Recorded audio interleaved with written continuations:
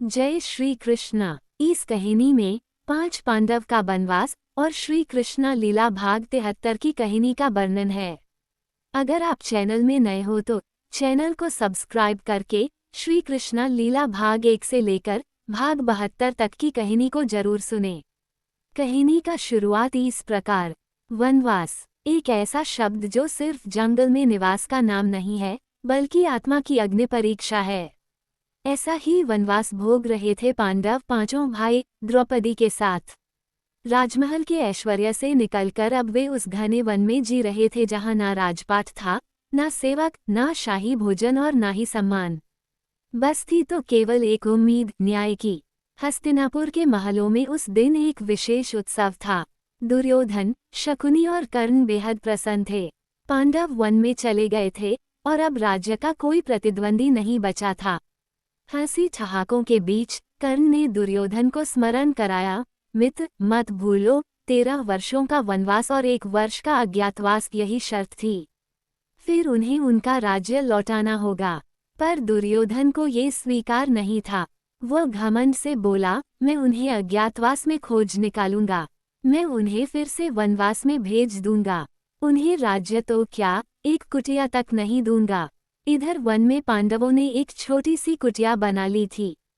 द्रौपदी रोज जल लेने जाती, लकड़ी बटोरती। जिस स्त्री के चरण कभी झिलमिलाते फर्श पर पड़े थे, अब वो कांटों से भरे रास्तों पर चल रही थी। लेकिन उसके चेहरे पर कभी भी असहायता नहीं आई। वो जानती थी ये तपस्या है और इस तप में श्री कृष्ण ही उनके साथी हैं।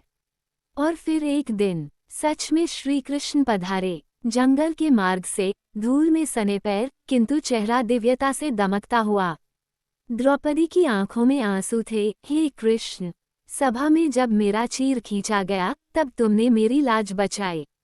मैं कृतज्ञ हूँ। श्री कृष्ण मुस्कुराए और बोले, द्रौपदी, इन पांचों ने तुम्हारा अपमान सह लिया और अब तुम्हारे सामने अपराधी बनकर सिर झुकाए खड़े हैं।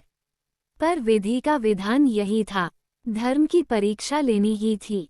फिर उन्होंने पांडवों की ओर देखा और कहा, अब तुम्हारा कर्तव्य है, अर्जुन को तपस्या के लिए भेजो। अर्जुन को दिव्य अस्त्रों की आवश्यकता है। ये धर्मयुद्ध बिना देवास्त्रों के नहीं जीता जा सकता, और ये अस्त्र उसे इंद्र से प्राप्त करने होंगे। अर्जुन ने बिना समय गंवाए गहरी तपस्या प्रारंभ की। वह पर्वतों में चला गया, जहां हवा भी रुककर देखती थी कि एक क्षत्रिय कैसे योगी बनता है। उसका शरीर तप से झुलस गया, पर मन एकदम स्थिर था। वर्षों की तरह महीने बीते और अंततः इंद्रदेव प्रकट हुए। पार्थ, इंद्रदेव ने पुकारा, तुम्हारी तपस्या ने मुझे प्रसन्न किया। मैं अपना रथ भेजता हूँ। तुम स्वर्गलोक आओ और वह प्राप्त करो जो तुमसे भी बड़े योद्धाओं ने नहीं पाया। अर्जुन ने इंद्रलोक की ओर यात्रा की। वह स्थान जहाँ संगीत स्वयं गूंजता है, अप्सराएं नृत्य करती हैं और समय रुक सा जाता है। वहां अर्जुन का भव्य स्वागत हुआ। इंद्रदेव ने उसे अनेक दिव्यास्त्र दिए, ब्रह्मास्त्र, पाशुपतास्त्र, वज्र आदि। लेकिन ये दिव्यता वहीं समाप्त नहीं हुई। उर्वशी, इंद्रलोक की सबसे सुंदर अप्सरा, जिसने कभी किसी भी मनुष्य को नहीं चाहा था, वह अर्जुन पर मोहित हो गई। उसने अर्जुन के सामने अपने प्रेम का प्रस्ताव रखा। बोली, पार्थ, तुम मेरे हृदय को भा गए हो, मुझे स्वीकार करो। पर अर्जुन शांत स्वर में बोले, देवी, आप मेरे लिए माता समान हैं। आप उन स्त्रियों में से हैं जो मेरे पूर्वजों की संगिनी रही हैं। मैं आपको सम्मान दे सकता हूँ, प्रेम नहीं। उर्वशी यह सुनकर क्रोधित हो उठी। वह सौंदर्य की देवी थी, स्वर्ग की रानी। यह अपमान उसे सहन नहीं हुआ। उसने अर्जुन को श्राप दे दिया, जाओ, 1 वर्ष तक नपुंसक बनकर नृत्य करना होगा। तुम पुरुष नहीं, स्त्री भाव में रहोगे। ये सुन अर्जुन को क्षोभ हुआ, पर उसने अपने संयम को नहीं खोया। वह सीधे श्री कृष्ण के पास गया और बोला, माधव, क्या यह मेरा अपराध था? क्या मैं सम्मानपूर्वक व्यवहार करके दंड का पात्र बन गया? श्री कृष्ण मुस्कुराए और बोले, पार्थ, यही जीवन का रहस्य है। जो तुमने किया वो धर्म है, और जो तुम्हें मिला वही आगे चलकर वरदान बनेगा।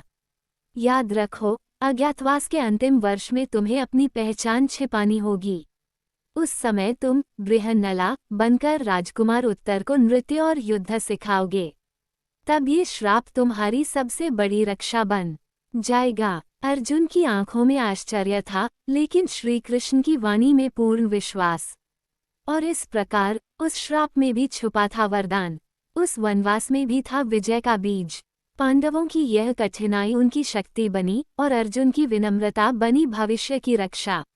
श्री कृष्ण ने एक बार फिर पांडवों से कहा, धैर्य रखो, ये युद्ध अभी दूर है, लेकिन जब न्याय का समय आएगा तब अधर्म की जड़ें हिल जाएंगी। और उसी विश्वास के साथ अर्जुन लौटे अपने भाइयों के पास, अपने भविष्य के संग्राम के लिए एक नई शक्ति के साथ। वनवास का 12वां वर्ष चल रहा था।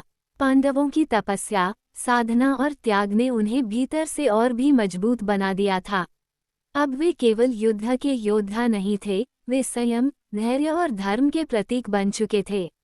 इस समय अर्जुन, जो 5 भाइयों में सबसे युद्ध कला में निपुण था, दिव्य अस्त्रों की प्राप्ति की राह पर था। ये युद्ध भविष्य में केवल शारीरिक बल से नहीं जीता जा सकता था, इसके लिए उसे दिव्य शक्तियां चाहिए थीं। अर्जुन हिमालय की ओर गया, घने जंगलों और ऊंचे पर्वतों के बीच। वहां उसने इंद्र की प्राप्ति के बाद भी आगे की कठिन तपस्या शुरू की, क्योंकि उसे अब ब्रह्मांड के सबसे शक्तिशाली अस्त्र की प्राप्ति करनी थी, पाशुपतास्त्र, जिसे स्वयं महादेव ही दे सकते थे।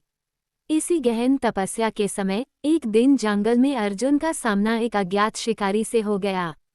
उस समय अर्जुन ने एक महान बलवान राक्षस का वध किया था और जब वो उस शिकार को उठा रहा था, तभी वह शिकारी वहां पहुंचा और उसने दावा किया कि शिकार उसका है।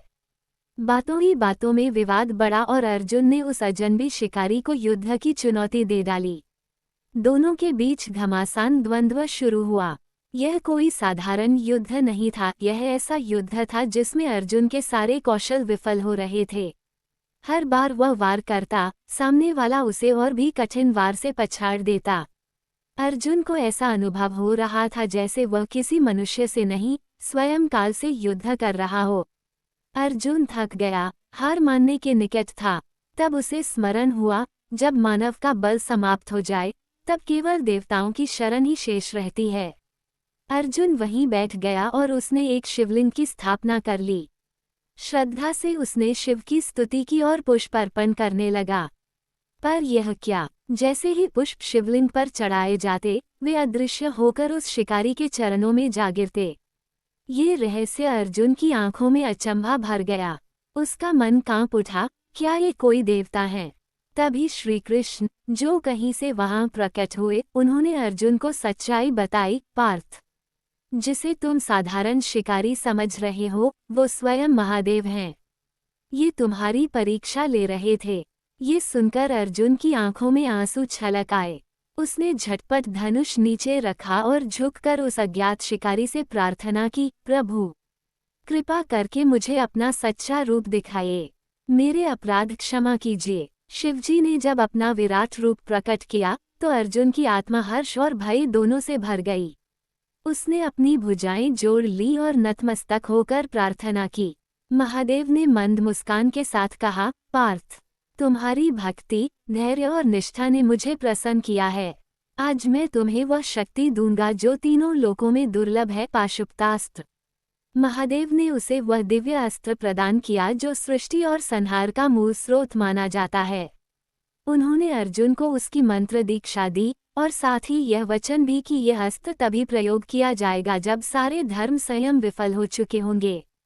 इस प्रकार अर्जुन को वह अस्त्र प्राप्त हुआ जिसके सहारे वह भविष्य में अनेक असाधारण युद्धों में विजयी हुआ।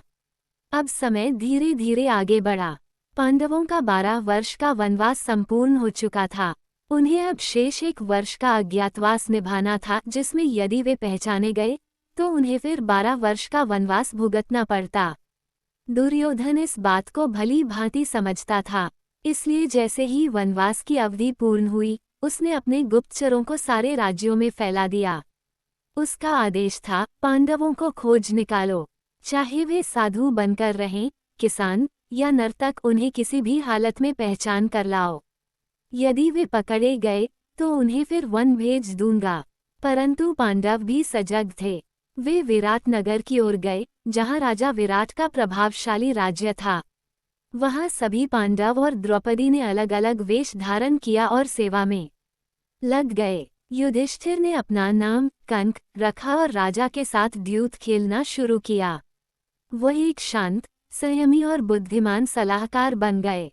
भीम ने वल्लभ नाम से महल की रसोई में प्रवेश किया और इतना स्वादिष्ट भोजन बनाने लगे कि पूरा राजमहल उन्हें पसंद करने लगा। अर्जुन, जो उर्वशी के श्राप के कारण 1 वर्ष के लिए नपुंसक हो गया था, अब बृहन्नला नाम से राजकुमारी उत्तरा का नृत्य गुरु बन गया। वह स्त्रियों के वेश में नृत्य सिखाता और कोई भी उसे पहचान नहीं पाता। नकुल ने तंतीपाल नाम से घुड़साल की जिम्मेदारी संभाली। उसने घोड़ों की देखभाल शुरू की और उनके साथ ऐसा व्यवहार किया कि राजा तक उसकी प्रशंसा करने लगा। सहदेव ने तांत्रिक नाम से गौशाला का भार लिया और गौवों की सेवा करने लगा। उसने वहां की व्यवस्था को इतना अच्छा बना दिया कि सभी लोग उसे राजसी व्यक्ति समझने लगे, लेकिन पहचान न सके। और द्रौपदी, जिसने इतना कुछ सहा था, अब सैरंध्री नाम से रानी की दासी बन गई थी।